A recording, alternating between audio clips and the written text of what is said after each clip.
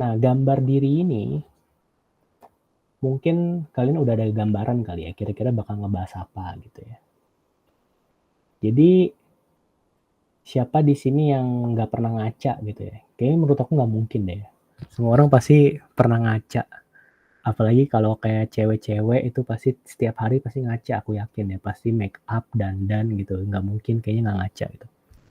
Kalau cowok-cowok ada lah kali ya. Kan pasti kan ke WC umum, ke toilet umum, cuci tangan tuh biasanya depannya ada kaca gitu ya. Pasti ada ngaca lah gitu. Nah, kalau kita lihat di kaca, itu yang kita lihat siapa? Pasti diri kita sendiri kan. Nggak mungkin kayak aku ngaca terus tiba-tiba ngelihat iya artis Korea nih gitu, nggak mungkin dong. Pasti kan aku ngaca tuh aku ngeliat diri aku sendiri gitu. Nggak mungkin nggak mungkin aku ngeliat orang lain kan. Nah itu tuh, anak gym tuh biasanya flexing di kaca kan. Karena dia mau mau ngelihat badan dia tuh udah kayak gimana gitu. Dan apa yang kita lihat di kaca itu sama kayak apa yang orang lain lihat di kaca gitu. Kayak misalnya tadi anak gym suka ngaca kan. Misalnya dia ngeliatin ototnya gitu, ototnya gede gitu ya. Orang lain juga bakal ngeliat, ih ototnya gede gitu ya. Terus misalnya cewek make up, misalnya dia pakai alis lah, pakai pensil alis, pakai lipstick gitu-gitu. Nah itu kalau misalnya dia ngaca lihat alisnya udah lurus, ya itu orang lain juga bakal ngeliat alisnya lurus. Nggak mungkin orang lain liatnya mencong gitu kan. Orang lain liatnya beda tuh nggak mungkin. Jadi pasti orang lain liatnya lurus juga. Nah, dan kita sebagai gambaran diri, kita gambar diri nih. Kita itu dari beribu banyak manusia, berjuta-juta manusia, orang-orang makhluk hidup di dunia ini, kita segambar dan serupa dengan Allah gitu. Jadi kita diciptakannya malah segambar dengan Tuhan. Dan pas aku diingetin ini juga aku berasa kayak diingetin lagi gitu ya. Oh ya ternyata tuh dari banyak mungkin hal yang kita ngerasa diri kita kurang, dari hal yang kita ngerasa, kayaknya aku kurang di sini deh, kenapa sih aku kayak gini gitu ya. Tapi kita itu diciptakan segambar dengan Tuhan gitu ya. Kita lihat di Kejadian 1 ayat yang ke-26 sampai 27. Berfirmanlah Allah, baiklah kita menjadikan manusia menurut gambar dan rupa kita, supaya mereka berkuasa atas ikan-ikan di laut dan burung-burung di udara, dan atas ternak, dan atas seluruh bumi, dan atas segala binatang melata yang merayap di bumi. Maka Allah menciptakan manusia itu menurut gambarnya. Menurut gambar Allah diciptakannya dia, laki-laki dan perempuan diciptakannya mereka. Jadi kita diciptakan menurut gambar dan rupa Allah gitu. Kalau tadi aku bilang terlepas dari kekurangan kita gitu ya, kalau kita merasa atau kita menjelek-jelekan diri kita, itu menurut aku sama aja kita menjelek-jelekan Tuhan sih. Kayak kita itu ciptaannya Tuhan dan Tuhan itu menciptakan semuanya baik adanya gitu ya, perfect gitu. Dan kalau kita menjelekkan diri kita, sama aja kayak kita menjelekkan apa yang udah Tuhan buat, apa yang kreasinya Tuhan gitu lah ya. Dan sama aja kita menjelekkan Tuhan karena kita segambar dan serupa dengan Allah gitu. Nah, pertanyaan pertamanya mungkin gini ya. Kalau menurut kalian tuh gambar Tuhan tuh seperti apa sih gitu? Apa mungkin gambarannya ini bukan fisik ya, bukan fisik karena kita nggak pernah melihat fisiknya kan gitu. Fisiknya Tuhan tuh kayak apa kan kita nggak pernah lihat gitu ya. Tapi lebih gambaran menurut kalian tuh apa sih? Misalnya kayak, mungkin sabar atau apa gitu. Kalau menurut kalian gambaran Tuhan tuh apa? Baik, oke ya pasti baik ya Tuhan. Kudus. Nah, ya gambaran Tuhan tuh pasti yang semuanya perfect lah ya. Kalau aku, menurut aku gambaran Tuhan itu salah satunya penuh kasih gitu ya. Penuh kasih, sabar gitu ya, nggak pernah berbuat dosa ya pasti kan Tuhan itu pas Tuhan Yesus jadi manusia pun dia nggak pernah berbuat dosa gitu. Kita lihat di 1 Korintus 13 ayat yang ke-4-7. Kasih itu sabar, kasih itu murah hati, ia tidak cemburu, ia tidak memegahkan diri dan tidak sombong. Ia tidak melakukan hal yang tidak sopan dan tidak mencari keuntungan diri sendiri.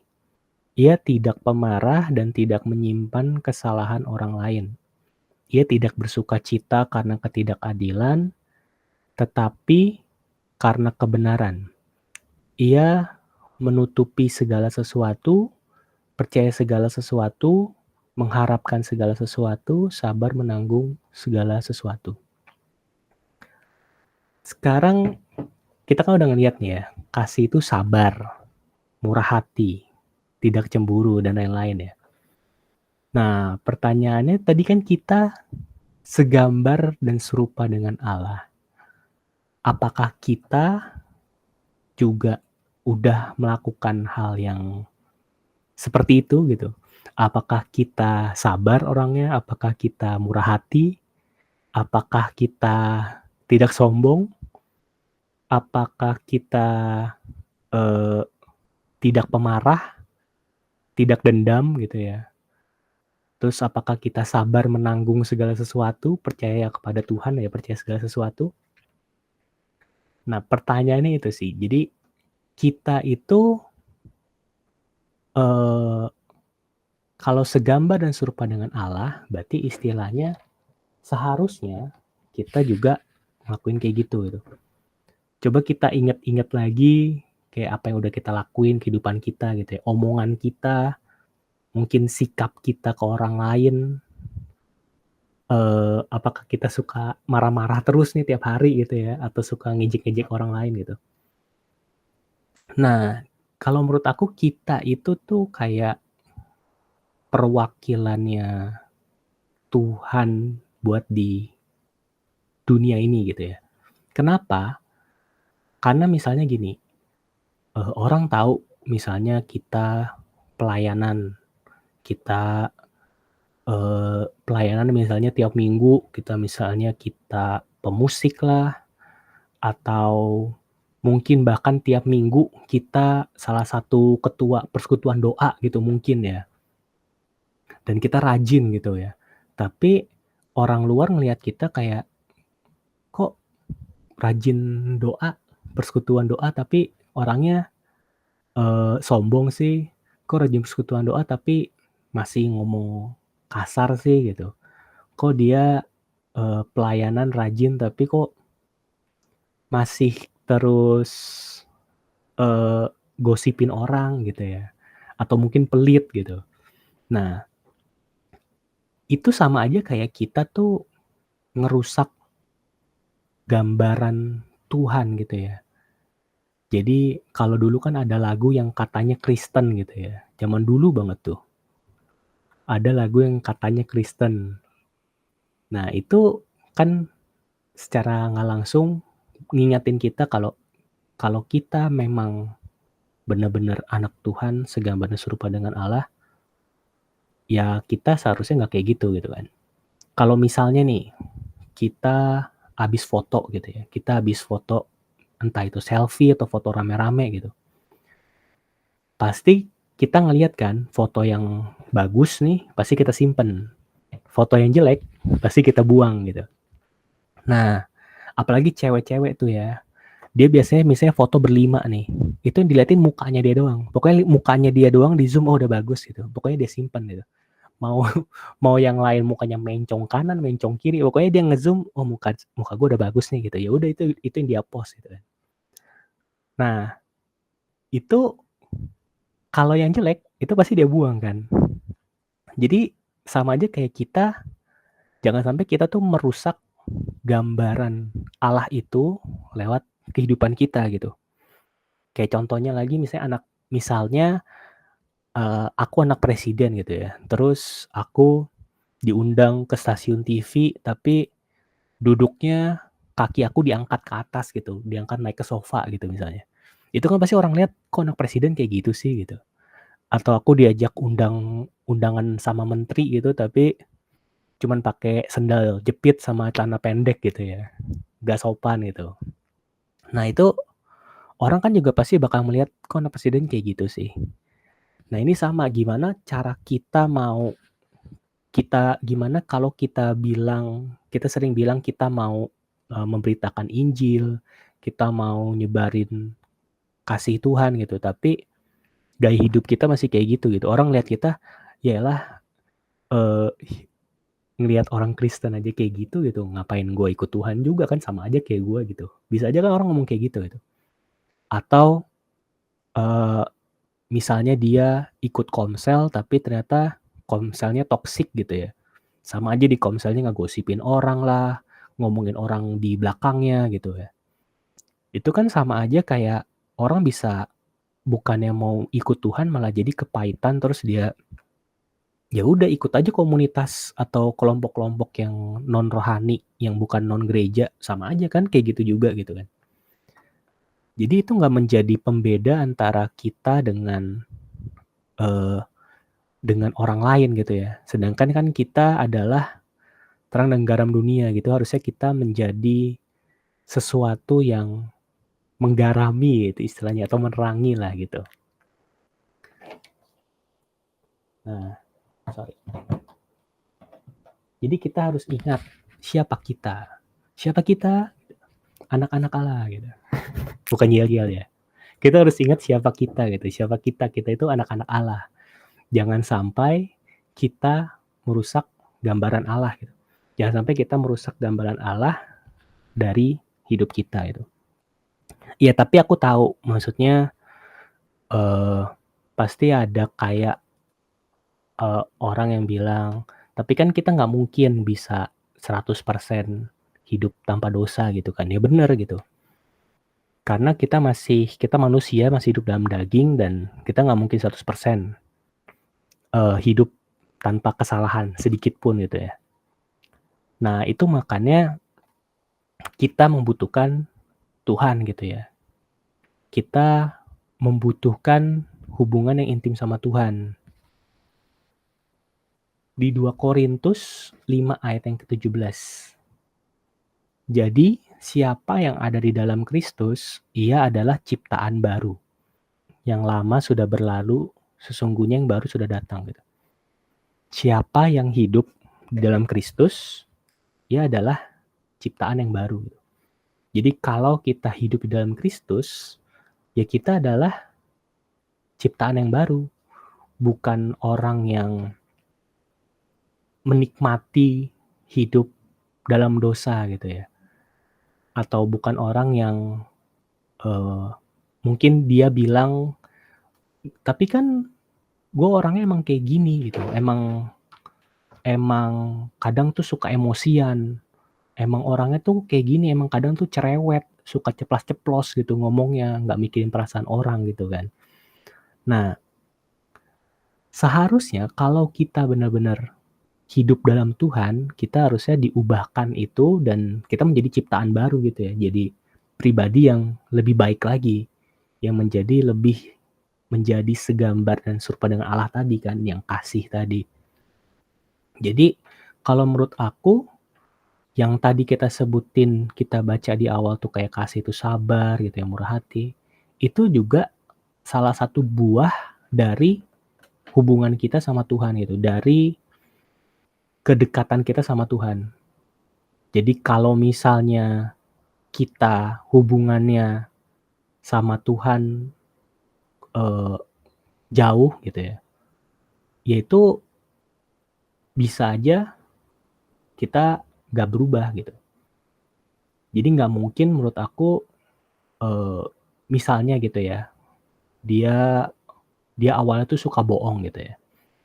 Dia awalnya suka bohong, tapi ketika dia udah tahu firman Tuhan, dia hidup dalam Tuhan, pasti pas dia ngelakuin bohong lagi, atau dia misalnya, salah gitu ya, keceplosan bohong gitu, pasti ada sesuatu yang kayak ngingetin atau perasaan yang kayak, "Oh ini salah ya," gitu.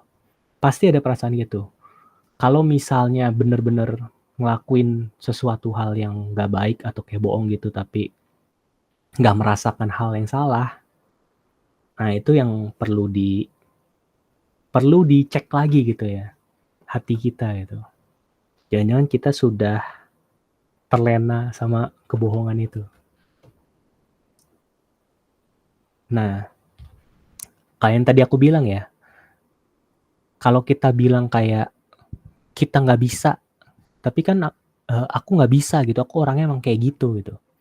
Nah, 2 Korintus 5 ayat yang ke-17 nih. Tetapi jawab Tuhan kepadaku, "Cukuplah kasih karuniaku bagimu, sebab justru dalam kelemahanlah kuasaku menjadi sempurna. Sebab itu, terlebih suka aku bermegah atas kelemahanku, supaya kuasa Kristus turun menaungi aku." Ini salah satu ayat yang aku suka juga sih ya. Jadi ini kayak ngingetin lagi kalau kita itu hidup bukan dari kekuatan kita, bukan dari karena kita bisa, tapi kita hidup karena Tuhan gitu. Malahan dari kelemahan kita, dari ketidakmampuan kita, malahan kuasa Tuhan tuh jadi semakin kelihatan gitu ya. Kayak misalnya tadi, kita ngerasa kayak, kita nggak bisa merubah diri kita gitu. Kita ngerasa kayak, ya memang orangnya kayak gitu loh. Atau misalnya ngerokok gitu ya, nggak bisa lepas dari rokok ini, eee, udah bertahun-tahun gitu. Nah itu makanya kita mesti berserah sama Tuhan, dari kelemahan kitalah, dari ketidakbisaan kita, malahan dari kuasa Tuhan tuh semakin bekerja gitu. Kita merasa nggak bisa lepas dari rokok gitu misalnya, tapi tiba-tiba kita bisa, itu kan bener-bener kuasa Tuhan tuh kelihatan banget gitu. Bukan dari kekuatan kita, tapi dari kekuatannya Tuhan, dari kuasanya Tuhan gitu. Dan kita mesti ingat juga, kita itu sebagai segambar dan serupa dengan Allah, kita harus hidup sesuai sama firman-Nya Tuhan gitu, sesuai dengan apa yang Tuhan katakan gitu ya. Kalau misalnya, kita ngerasa kayak kita nggak bisa, ya bisa ingat ayat ini gitu ya, dari kelemahan kita, kuasa Tuhan bekerja gitu. Atau mungkin kalau kita ngerasa kita udah nggak bisa ngapa-ngapain gitu ya, udah nggak ada harapan, ya bisa ingat lagi ayat, Tuhan memberikan masa depan yang penuh harapan gitu ya, damai sejahtera dan bukan ranjangan kecelakaan.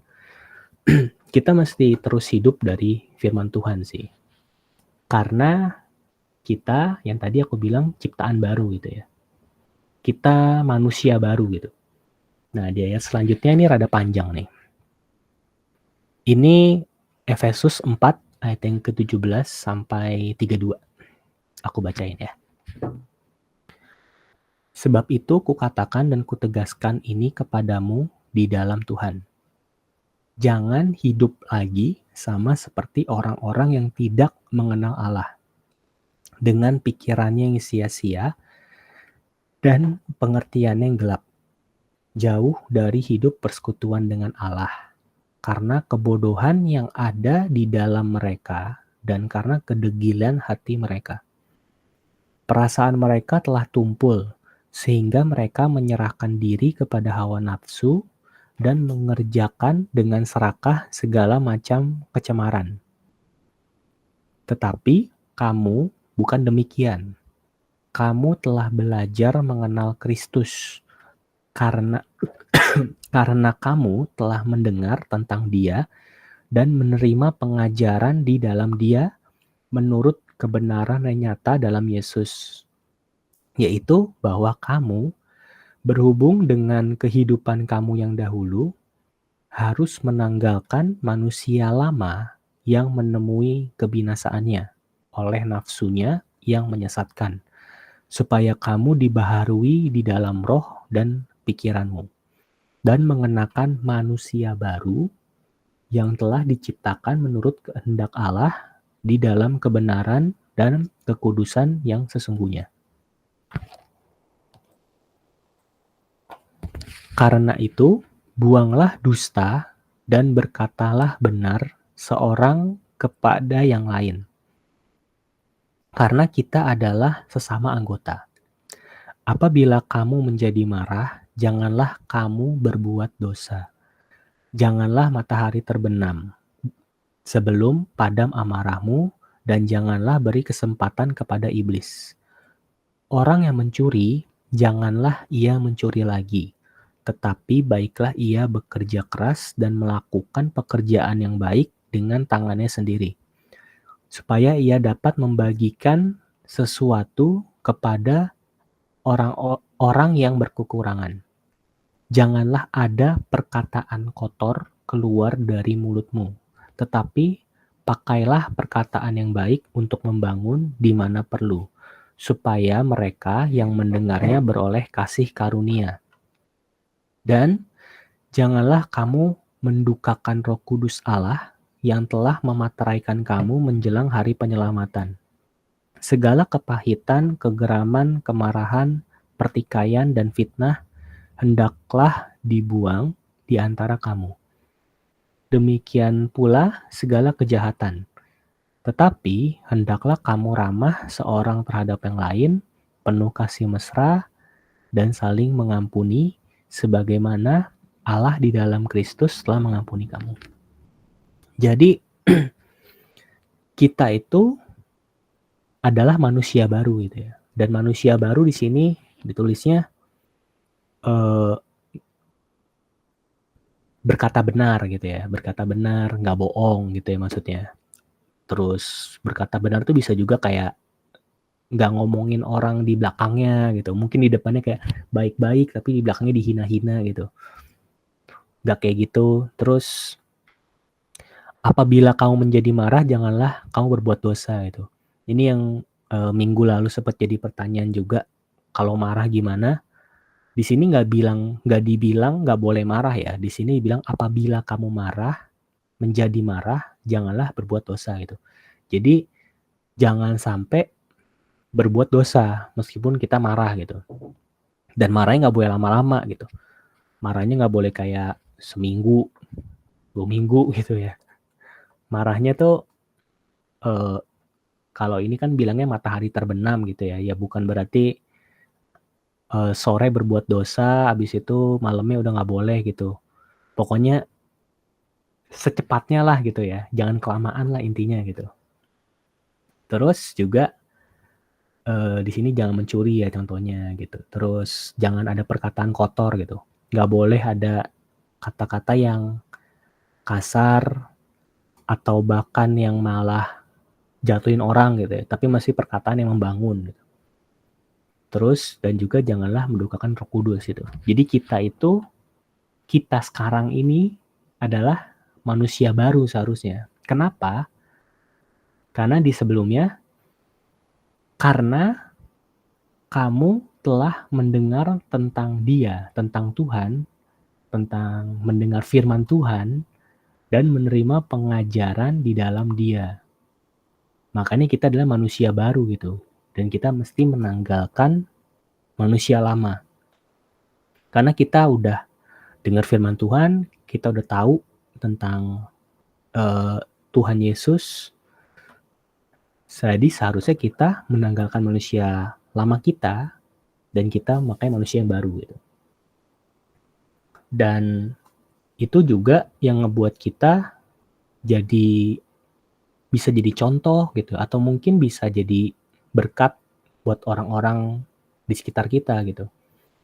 Kan bisa aja dari Aku pernah, eee, aku kan di kampus itu pas kuliah tuh nggak pernah ngomong kasar lagi ya, misalnya kayak kata-kata hewan itu tuh udah nggak pernah ngomong kan.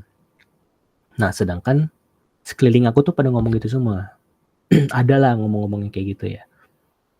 Itu bisa jadi secara nggak langsung itu membuka orang buat ngomongin Tuhan sama aku gitu, pas aku kuliah.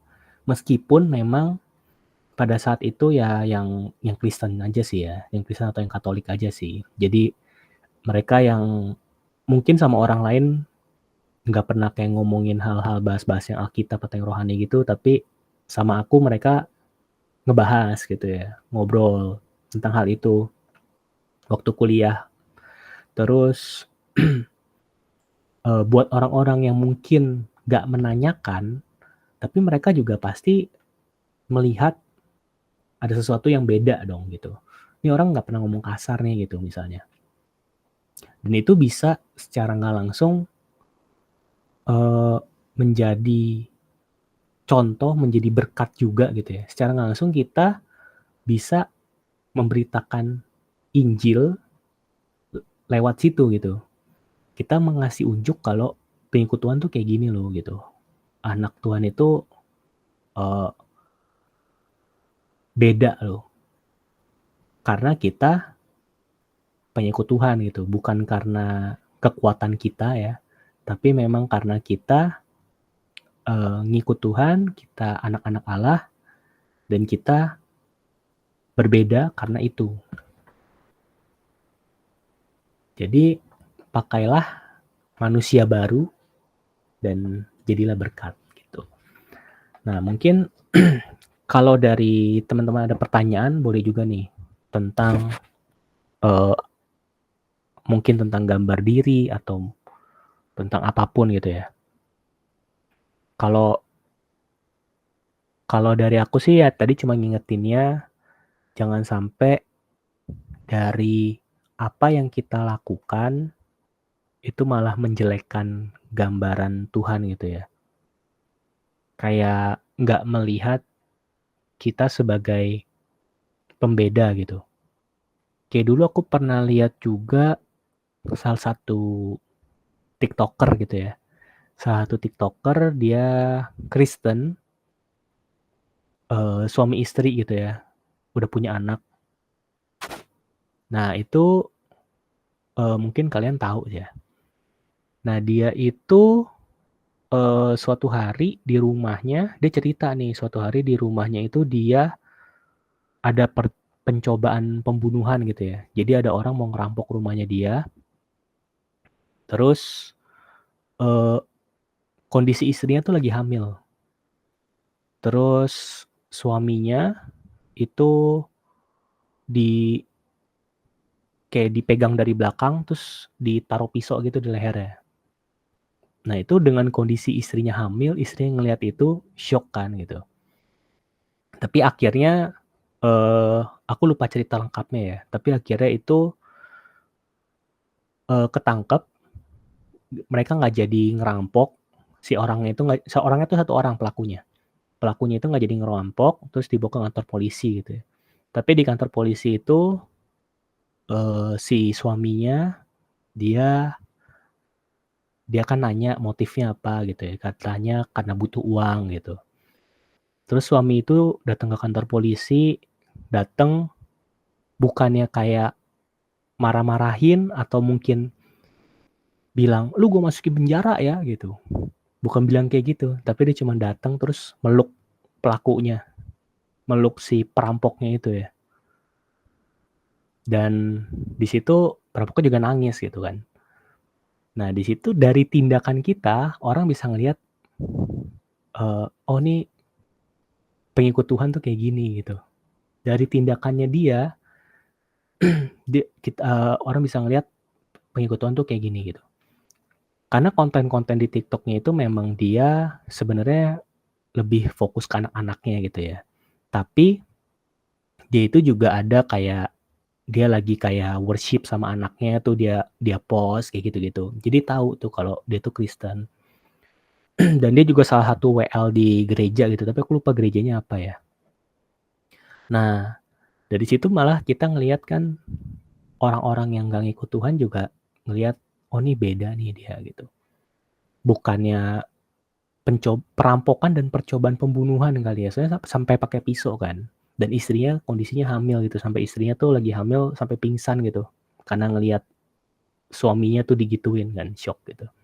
Tapi untung, istrinya nggak kenapa-napa sih. Nah itu dia cuman datang terus meluk gitu, meluk pelakunya gitu. Nah itu salah satu contoh mungkin yang mengampuni ya, yang bisa jadi berkat. Iya disebut namanya tuh, ya itu salah satu tiktoker-nya dia. Nah gitu sih. Mungkin kalau kalian ada pertanyaan-pertanyaan atau mungkin kalian ada pernah mengalami hal-hal yang kayak gitu, nah itu boleh juga di-sharing-kan gitu. Ada yang mau nanya boleh di kolom komentar atau cerita juga boleh.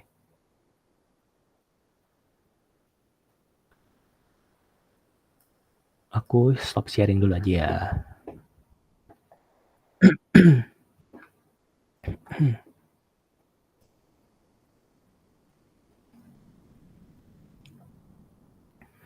Kalau sering negatif tentang diri sendiri, gimana ngelepasinnya gitu. Kalau menurut aku, mmm, mesti terus ingat firman Tuhan lagi sih.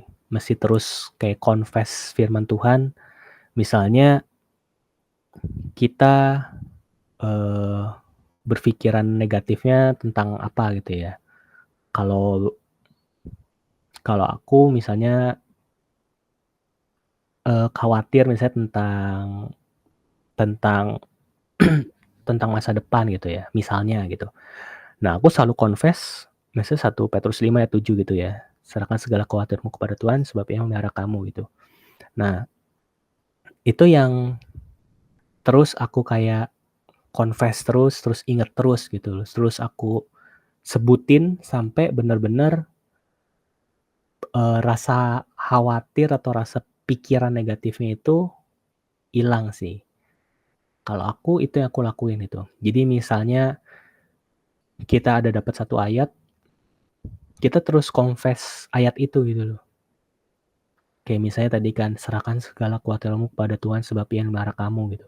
Itu aku bener-bener ulangin sampai emang bener-bener nancep gitu ya. Dan kalau buat aku ngelakuin itu sih, eee, works ya buat aku gitu. Karena kalau ada pemikiran gitu lagi, bisa keinget lagi gitu loh. Bisa terus, eee, balik lagi gitu pemikirannya, gitu sih. Kalau dari aku gitu.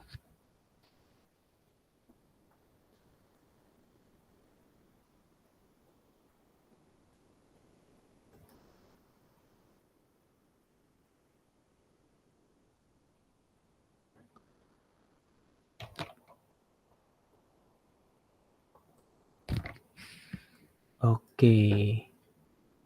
Nah kalau ini apa nih,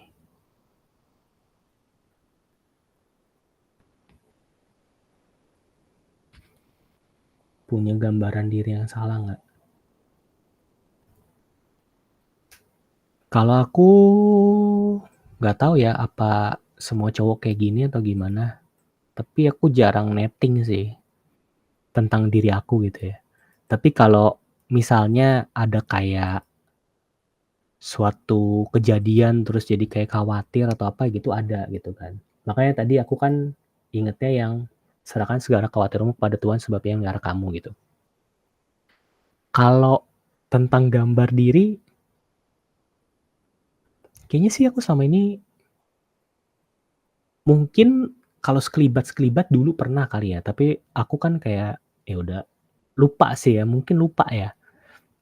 Karena nggak ada yang sampai bener-bener aku gimana banget sih, gitu. Mungkin terlalu nggak tahu cowok kayak gini atau aku doang yang kayak gini ya, terlalu cuek untuk hal itu kali, kayak kalau nggak terlalu penting, ah, ya udahlah gitu. Kalau mungkin, ya aku lihat kalau cewek-cewek sih mungkin ada ya, biasanya sih ada ya, kalau dari yang aku lihat. Apalagi kan cewek-cewek lebih ke perasaan gitu ya, kalau cowok-cowok kan lebih ke logika gitu. Jadi pasti lebih banyak sih kalau yang cewek-cewek. Betul, cewek-cewek terlalu memuja diri sendiri, narsis. Kalau terlalu memuja diri sendiri,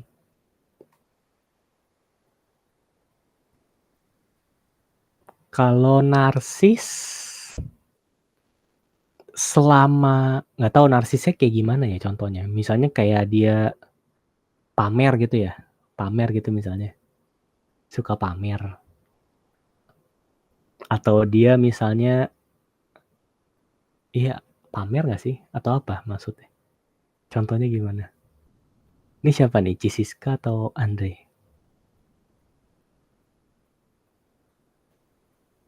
Oh goib nih ternyata nih, kasih konselnya. Kalau narsis, kalau misalnya kita memuji diri sendiri sih, menurut aku itu bagus ya, selama dalam kadarnya gitu ya maksudnya.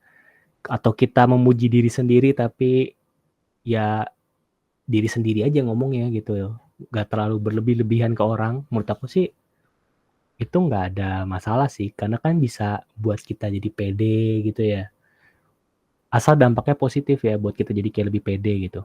Jangan sampai kita kayak muji-muji diri sendiri, tapi malah buat kita jadi sombong, itu kan dampaknya negatif.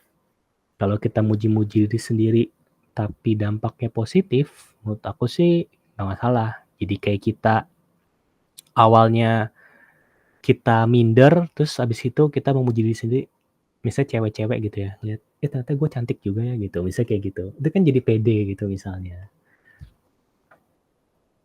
Tapi asal jangan sampai kayak ngebuat kita jadi sombong atau membuat kita muji diri sendiri. Biasanya kita udah mencapai sesuatu gitu ya, yang kita inginkan gitu. Terus ya udah, habis itu setelah kita muji diri sendiri, kita lupa sama Tuhan, kita udah merasa mendapatkan yang kita mau, terus kita ya lupa aja gitu sama Tuhan, lupa kalau itu semua tuh dapatnya dari Tuhan loh gitu, bukan karena usaha kita doang gitu. Nah itu yang nggak boleh sih. Kalau terlalu positif tentang diri sendiri, terlalu positif. Oh, mungkin terlalu positif tentang diri sendiri sampai lupa untuk introspeksi diri gitu ya. Introspeksi diri gitu ya. Dia terlalu positif tentang dirinya sendiri sampai dia lupa kalau dia tuh punya kekurangan gitu ya, merasa dirinya perfect gitu mungkin ya. Nah kalau kayak gitu nggak boleh juga sih. Makanya kan kita hidupnya nggak bisa hidup sendiri kan, kita mesti hidup ya salah satunya dalam komunitas ini supaya ada yang kayak ngingetin gitu. Nggak nggak yang, eee, merasa dirinya udah bener, jalannya udah lurus gitu, merasa dirinya udah di jalan yang benar gitu ya, padahal belum gitu ya. Makanya itu pentingnya hidup di komunitas, karena kita bisa tahu gitu. Join Subkomsel. Oh, entar di akhir deh promosinya.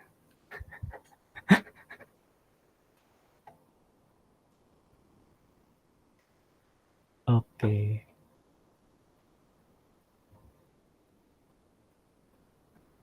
Ya, aku lebih mengajak mungkin malam ini lebih ngajak buat kita ingat-ingat lagi apakah bener yang kita lakukan selama ini tuh udah Hal-hal apa sih yang mungkin kita perlu perbaiki yang merusak gambaran Allah tadi ya? Yang orang melihat hidup kita malah jadi mungkin menganggap, "Ah, ikut Tuhan sama aja," gitu, "Ah, ikut Tuhan malah orangnya kayak gitu." Jangan sampai orang lain tuh melihat kita kayak gitu. Karena itu sama aja kita merusak gambaran.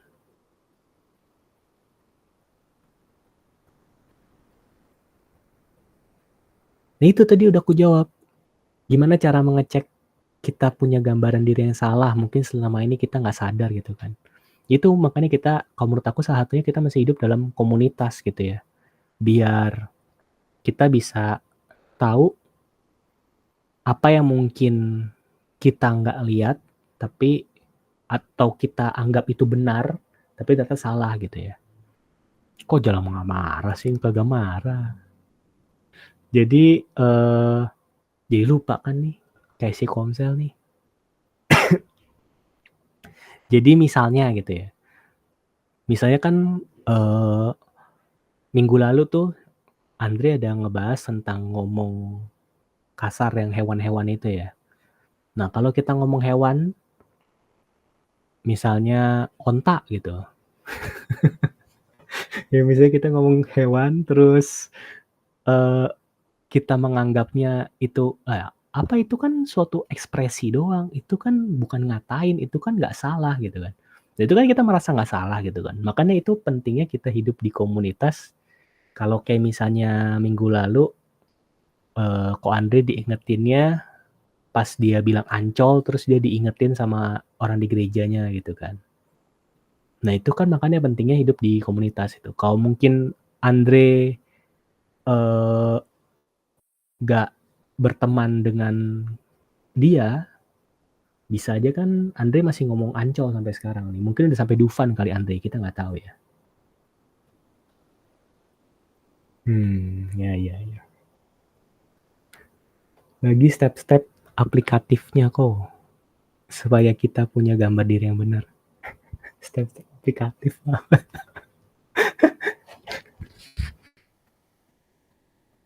Ya menurut aku tetap yang pertama tadi kan, eee, mesti baca firman terus ya. Baca kitab, baca firman biar kita tahu, tentang firman Tuhan gitu. Jadi kita tahu mana yang baik, mana yang benar, mana yang salah ya. Kita tahu apa yang Tuhan mau dalam hidup kita gitu. Baca firman Tuhan tiap hari, terus, eee, doa juga bisa tanya Tuhan juga gitu ya. Minta dikasih tahu juga gitu misalnya ada kurang di mana, ada salah di mana gitu. Dan juga mesti hidup di komunitas gitu sih, biar saling mengingatkan. Mungkin itu step-stepnya.